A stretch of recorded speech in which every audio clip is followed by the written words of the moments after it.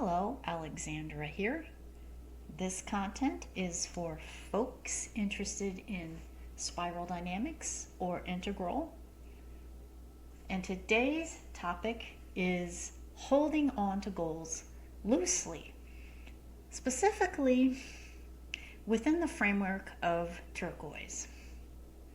Why within the framework of Turquoise? Because at Turquoise, many folks have done a lot of parts work, and that can be directly related to cultivating the ability for allowing things to emerge rather than over controlling things, perhaps even subtly. So, from the work we've done at stage green and the work we've done at stage yellow or teal and integral, we might still be working a little bit at turquoise. And I want to bring up Hal and Sidra Stone, who do voice dialogue with some primary selves or parts called the pusher, the controller, the judge, the critic, the pleaser, or perhaps a primary self is a rational self.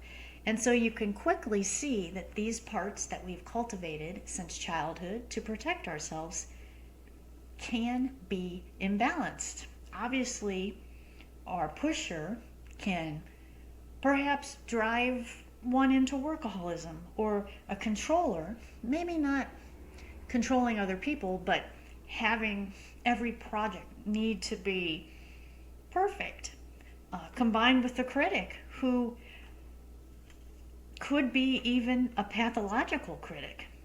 So how do we turn a critic into a coach, or convert a pathological critic into a compassionate witness, so that we're not going through the world striving and driving and over controlling and holding on to goals too tightly? Of course, obviously, when we hold on to goals too tightly, we can actually miss synchronicities and inspirations that would more quickly get us to our goal. Or perhaps we realize we don't want the goal in the first place, but we're so busy controlling, we never realize it. Or perhaps we need to change our trajectory, and the critic is so busy, we are overcompensating and we don't realize that either. So this is what parts work does, especially when we start to get into the critic, which Elaine Aron calls the persecutor protector. This is a critic that's a little deeper than a critic that's trying to help, an inner critic that's trying to help, that we could voice dialogue with, talk to, turn it into a coach. The persecutor protector is based a little bit in trauma, and so that's why I always say in these videos, professional help, I recommend it, because things like EDMR, when the practitioner is informed in parts work or internal family systems, can really get in there and integrate those difficult parts. And I always mention brain spotting as well, which is a version of EDMR. And Clarissa Pinkola Estes talks about the predator in the psyche. So that perfectionist, that inner critic, that voice that says you can't, which gets in the way of our creative projects unfolding. Again, that's a little bit trauma induced.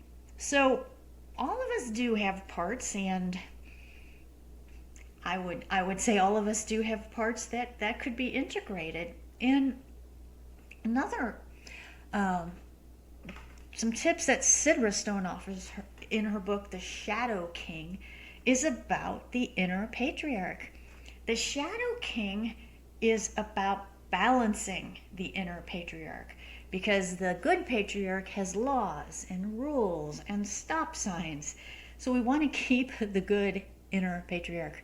But the bad inner patriarch can really be, I'll just say, steeped in the boy code, and can also be a little bit harder on women, not always, but that's why she calls it the Shadow King. I think this balancing of the patriarch is very appropriate, whatever gender we identify with.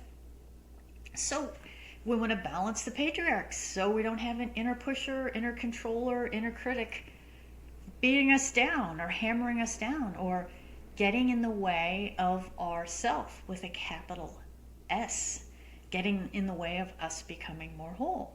And in fact, Jean Bolin talks about this as well in her book, Gods in Every Man, about archetypes. And, you know, we can look at the pusher, the controller, the critic as little mini archetypes.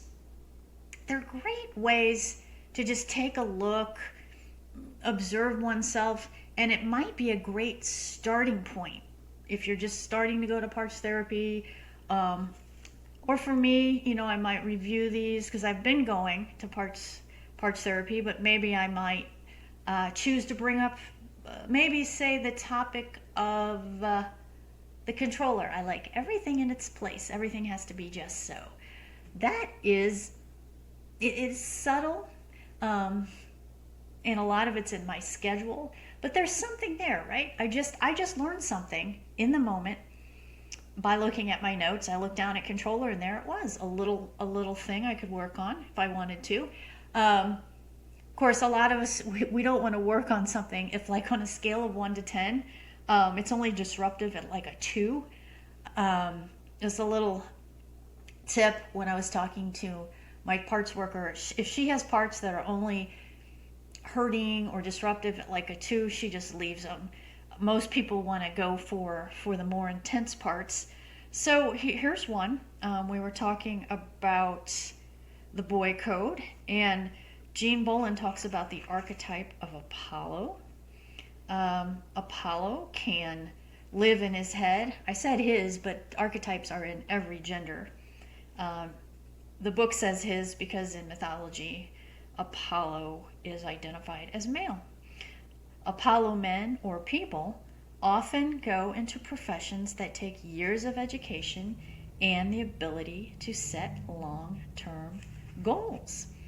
Apollo is an archetype of achievement and precision and mastery. And Bolin says sometimes an Apollo boy or child has narcissistic parents who indeed need him or them to be an extension of themselves, who feel better about themselves when he wins or their child wins, and demand that their child reflect well on them.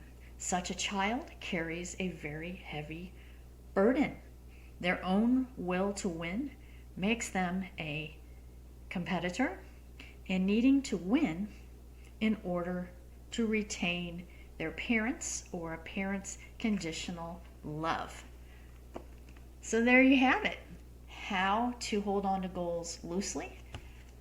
Perhaps parts work or working with inner constructs or working with inner archetypes is a gateway, and a gateway to becoming more whole. I hope you found this content useful. Sending you love and blessings, and see you in the next video.